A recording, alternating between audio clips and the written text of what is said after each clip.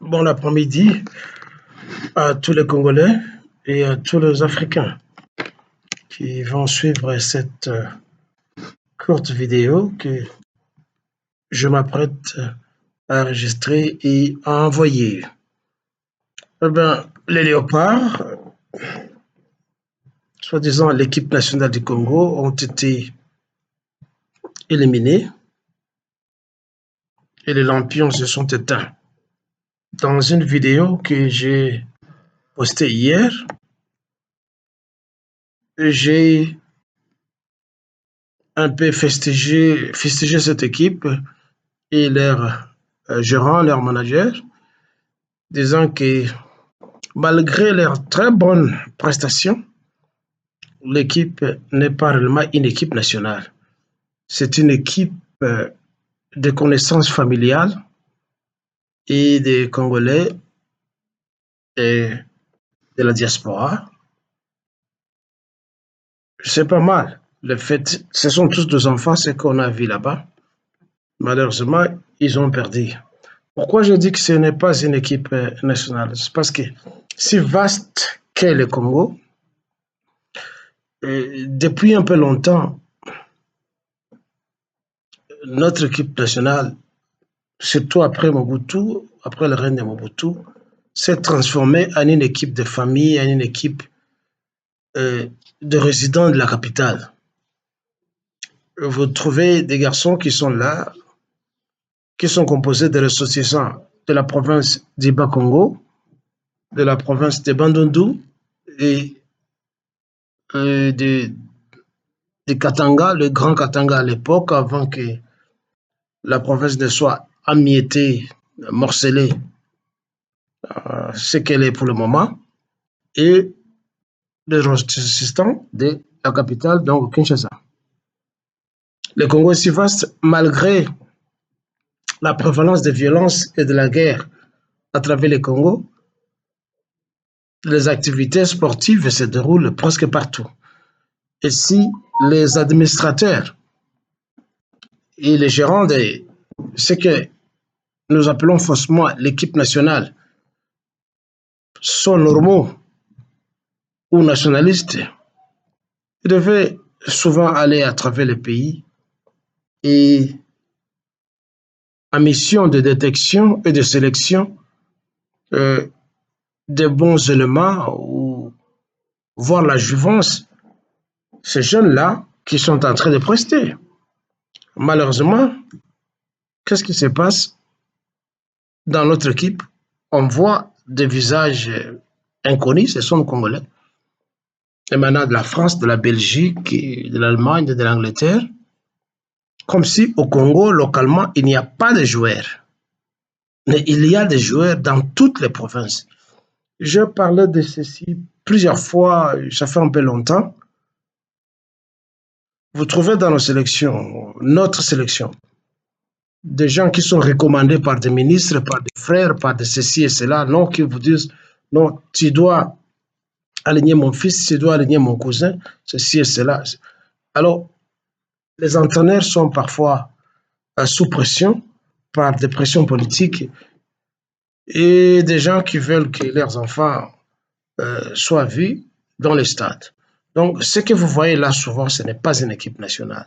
C'est une équipe familiale, une équipe sélectionnée selon les connaissances et selon les résidences dans des pays européens ou au-delà de l'Europe même.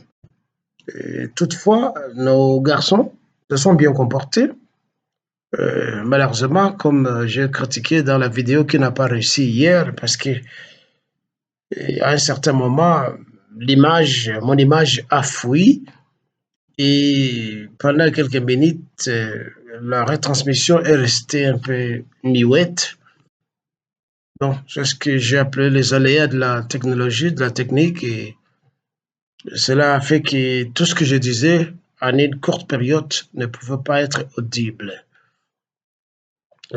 Après, je vous recommande de continuer à être un peu patient, à suivre la vidéo d'hier que j'ai postée. Alors aujourd'hui, je voudrais un peu parler de la politique au Congo, pas trop profondément. Je voudrais surtout m'adresser à un petit groupe de gens, de soi-disant journalistes congolais, qui soutiennent ce qu'ils appellent l'opposition. Au Congo, il n'y a pas une opposition. Et nous avons un club de joueurs et des gens qui veulent zigouiller l'actuel président de la République, M. Félix-Antoine Chilombo Tshisekedi, parce qu'ils sont nostalgiques de la très belle et bonne période quand M. Hippolyte Kajambere Kanambe, faussement appelé Joseph Kabila, présidait encore au règne du pouvoir chez nous. Alors, il y a un nom qui est bien connu déjà à travers le monde, un certain Pero Luara et une certaine Bibi Kapongo Kapinga, et un type qui se trouve, je pense, dans la province de Katanga qui s'appelle, je pense, Pius Laurent. Bon, l'autre nom, je ne connais pas. Il a des noms et des prénoms chrétiens. Alors, je demande donc à M. Pierrot Loara, le tonitruant Pierrot Loara. Et je lui demande s'il a encore de la hargne à continuer à s'attaquer au président Félix Tshisekedi après tout ce qui a été dit lors de la première audition de M. Emmanuel Ramazani Shadari. Emmanuel Ramazani Shadari est le coffre-fort d'un parti de terroristes au Congo qu'on appelle le PPRD. C'est un parti, soi-disant, qui doit avoir été créé par un inculte, un voyou voleur étranger qui s'appelle Hippolyte Kajambere Kanambe, faussement appelé Joseph Kabila. Je ne sais pas où est-ce qu'il a eu l'inspiration pour créer un parti. Ça doit être des courtisans, des flatteurs qui ont créé une histoire comme ça et qui l'ont couvert de lauriers comme étant un homme qui a une vision, alors que c'était juste une statue qu'on avait placée à la tête de notre pays et qui nous a mal administré pendant 18 ans.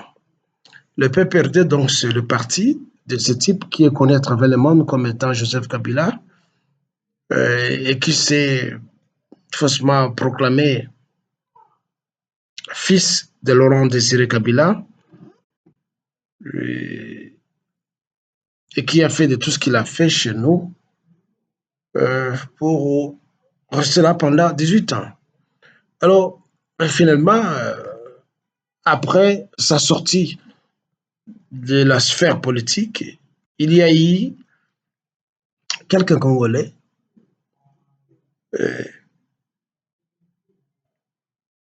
chômeurs qui se sont transformés en flatteurs pour chercher à soutenir ce messie. L'un d'eux, les plus virulents, c'est un certain Pero Loara.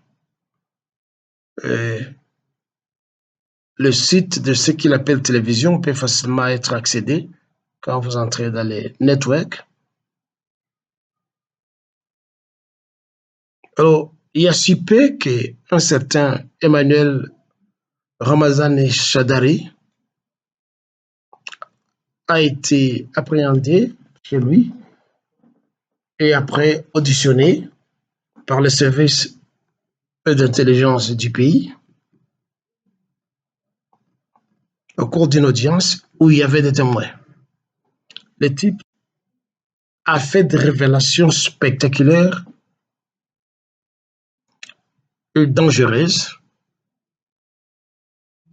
qui vont nuire au statut de ses anciens collègues de ce parti qu'on appelle le PPRD. Il a été clair, comme je le dis, il est la boîte noire de leur mouvement, de leur soi-disant parti, qui s'est mis même à implorer le gouvernement, le service d'intelligence, le service de sécurité et même le président Félix Tshisekedi à lui garantir la sécurité afin qu'il puisse tout dévoiler. Comment est-ce qu'ils ourdissaient des coups? Comment est-ce qu'ils planifiaient pour tuer M. Félix Chilombo? Comment est-ce que le Rwanda, l'Ouganda et les autres ont pu infiltrer l'armée, la police et l'administration congolaise en y introduisant des éléments étrangers de ces pays que je viens de citer, qui se font passer pour les Congolais, afin d'affaiblir la sécurité et de s'emparer du pays et avec le temps le balkaniser, comme cela est dans leur projet ultime. Il se plaint qu'il est dans un âge avancé et que d'après lui, il est congolais. Il n'aimerait pas trahir le pays. Il est congolais. C'est ce qu'il a dit. Il est congolais. Et qu'on lui laisse la vie sauve, il va tout dire. Ce qu'il a dit jusque-là, c'est peut-être 40 ou 50% de ce qu'il connaît. Et je dis bien qu'il est la boîte noire, celui qui a tout le secret. Il a dévoilé quel était son rôle majeur dans ce que les soi-disant opposants planifiaient. Il a tout dit. Alors, jusqu'à ce stage-ci, jusqu'à ce niveau, je voudrais demander à M. Pero Luara, lui qui soutient toujours Hippolyte Kajamber Kanambe et qui, ce dernier temps, a cherché à comparer l'arrestation de M. Ramazani Shadari en l'enlèvement du président Venezuela Nicolas Maduro. Il était tellement agité, il a raconté beaucoup d'histoires qu'il a l'habitude de raconter d'ailleurs. Comment cela est injuste, on est allé prendre un type, un professeur d'université, beaucoup d'histoires et que tout cela, il impute à monsieur ou au régime de monsieur Félix Antoine Tshisekedi. Mais je lui demande, lui qui dit qu'il a des caméras placées partout, il a des systèmes d'écoute et des gadgets électroniques partout, qu'il informe. Peut-il aujourd'hui démentir toute la vérité qui sort de la bouche de M. Emmanuel Ramazani Shadari, M. Pero Luara et la sorcière Bibi Kapinga et Pius Louis et une dizaine de voyous et de flatteurs congolais qui soutiennent les PPRD et Hippolyte Kajamber Kanambe et même Kagame. Pouvez-vous démentir tout ce qui sort de la bouche de monsieur la boîte noire du PPRD? Avez-vous la hargne de démentir ça? Ces révélations exposent totalement l'agenda des nilotiques chez nous et de leurs complices locaux. Loara, as-tu encore du courage pour parler? Parce qu'à chaque fois qu'on arrête un membre du PPRD, tu sors, tu parles, tu insultes le président Félix Tshisekedi, tu t'en prends à sa femme, à ses amis. Bon, je ne dis pas que ses amis sont des saints. Moi encore, je ne dis pas que le président est saint. Mais toi, tu es là, toi et tes collègues, vous ne soutenez pas l'intangibilité du territoire comme cela est consigné dans la Charte des Nations Unies et même de l'OIA, où l'on parle du respect de l'intangibilité des frontières, comme cela a été hérité de la colonisation, surtout après la conférence de Berlin. Et vous soutenez euh, l'illimitisme, je dis bien l'illimitisme, donc le fait qu'il n'y ait pas de limites ou de frontières entre les pays. Mais le Rwanda, le Congo, l'Ouganda, le Kenya, la Tanzanie et le reste des pays qui nous attaquent sont membres et signataires de la charte de l'ONU et de l'OIA ou de l'Union africaine. IA. Mais ils n'ont pas et ils ne respectent pas ça. Et vous qui êtes leur porte-parole, vous promouvez l'illimitisme de l'hégémonisme et de l'impérialisme des pays qui nous attaquent. Je pense qu'après la chute de Paul Kagame, vous serez comme des petits chiens avec vos queues entre les pattes. Vous serez comme des cavaliers seuls. Il n'y a personne qui va vous suivre. Et vous aurez honte de vous-même et de vos actes qui prouvent que vous êtes des déchets de la société et de la nation congolaise. Pero Louera, je t'ai parlé plusieurs fois et je t'ai conseillé de cesser de mentir, de manquer le respect envers les gens. Tu as plusieurs fois insulté la rwandaise femme de Félix Tshisekedi.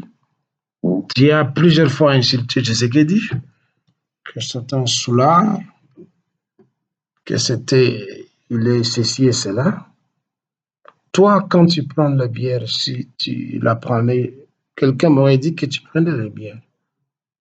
Quand tu prends la bière ou de liqueur forte, n'est-ce pas qu'il arrive des fois que tu te saoules? Et quand tu te saoules, bien qu'on ne voit pas ça à l'extérieur, tu peux te saouler chez toi à la maison, les mots restent les mêmes. Tu t'es saoulé, ou le verbe, ou l'adjectif. Moi, ton vieux que tu vois ici, je vais prendre la bière, je vais prendre la liqueur.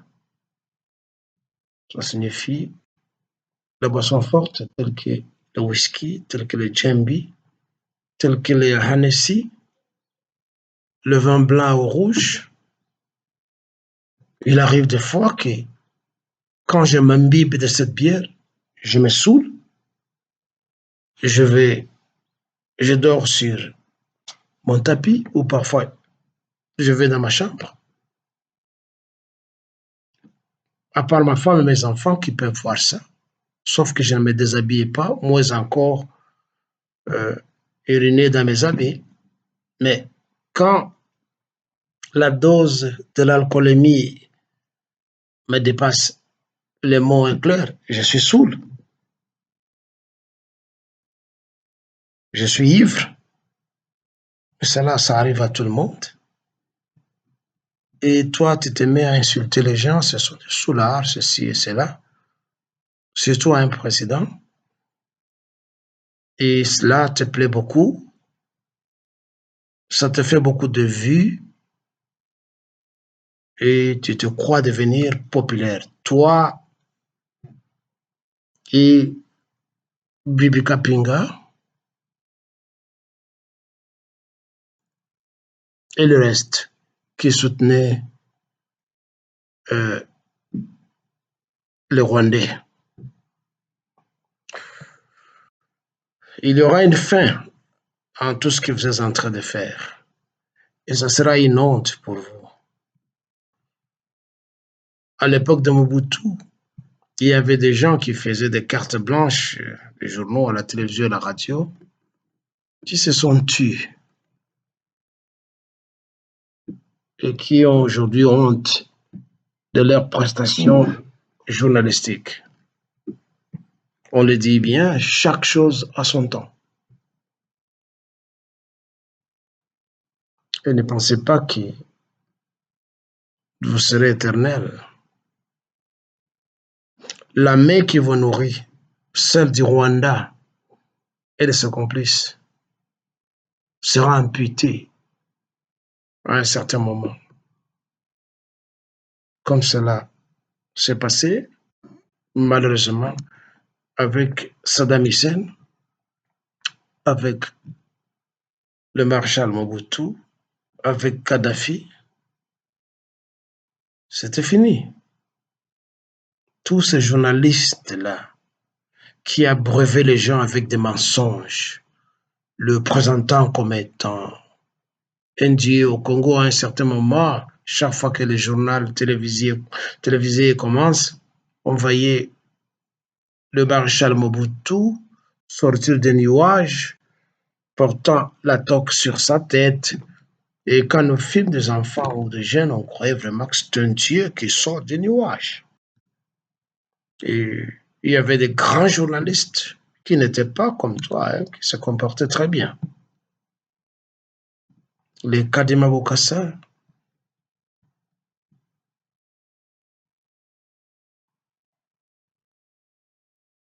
ils étaient nombreux qui parlaient du bien du maréchal Mobutu. Qu'est-ce que le maréchal Mobutu nous a laissé? Rien absolument. Pas de route, aucune école que le régime Mobutu a construite, aucune université. Il n'a laissé que 3 universités que les Belges avaient construites. De Lubumbashi, donc au Katanga, de Kisangani et de Kinshasa. Après sa mort, il y a eu des petites universités construites et qui grandissent comme des champignons par-ci par-là, qui forment les enfants, mais dont le niveau n'est pas standard, n'est pas reconnu à travers le monde. Quand un Congolais quitte le Congo, il va au Canada, en France ou en Belgique, on décline le niveau de son diplôme. Gradué, licencié ou docteur en ceci et cela, on met des points d'interrogation, des points d'exclamation sur le diplôme et le niveau qu'il prétend défendre. Preuve que Mobutu n'a rien fait et que tout cela qui le soutenait comme toi tu soutiens les autres ne faisait que flatter son régime. C'est une honte pour toi, Pero Loara, et le reste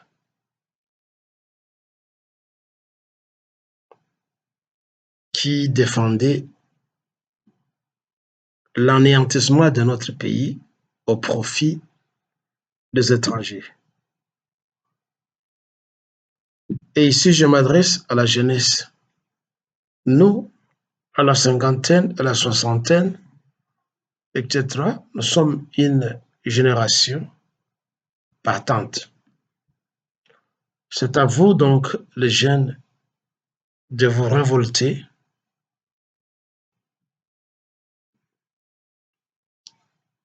et de prendre la chose en main,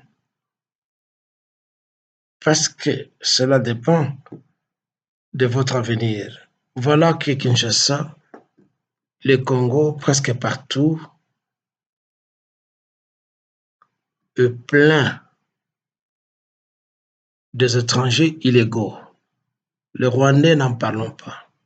Les Burundais, les Ougandais, les Kenyans, les Tanzaniens, les Libanais, les Indiens. Les Libanais surtout ont été là depuis longtemps.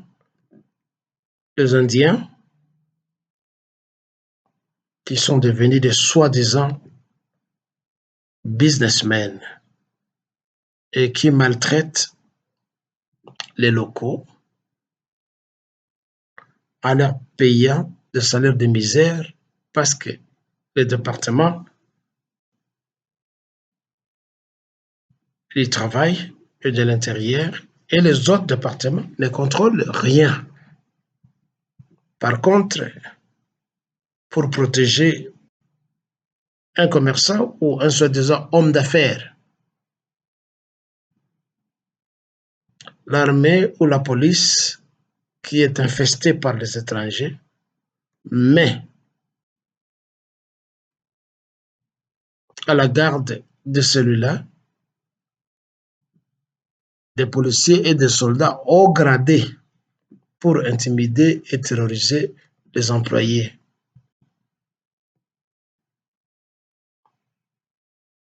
Il n'y a aucun endroit où les nationaux peuvent aller chercher la rescousse. Tout le monde est corrompu. Vous les jeunes, vous devez quitter le domaine de la musique, de la danse, de l'alcool et vous investir dans la défense de notre pays, de votre pays, parce qu'il est vôtre. Si vous continuez toujours à vous saouler et à être des super sexy, c'est votre problème. Le pays va vous échapper. Je vous demande donc de vous armer mentalement et manuellement pour tuer les Rwandais, tuer les Kenyans, tuer les gens de la MONUSCO. Attaquez-vous à tous ceux-là qui ne nous aiment pas. Attaquez-vous aux Indiens. Les Indiens sont des racistes. Il en est de même avec les Nilotiques qui sont chez nous. J'intitule donc cette vidéo « Discours de la haine ». Et ceci, c'est pour le Congo de Lumumba, de Kasavubu, de Pierre Moulele, de Kimpa Vita, de Simo Kimbangu, de tout le Congo qui se battent et de tous les martyrs congolais, afin que la nation congolaise soit. Bon après-midi.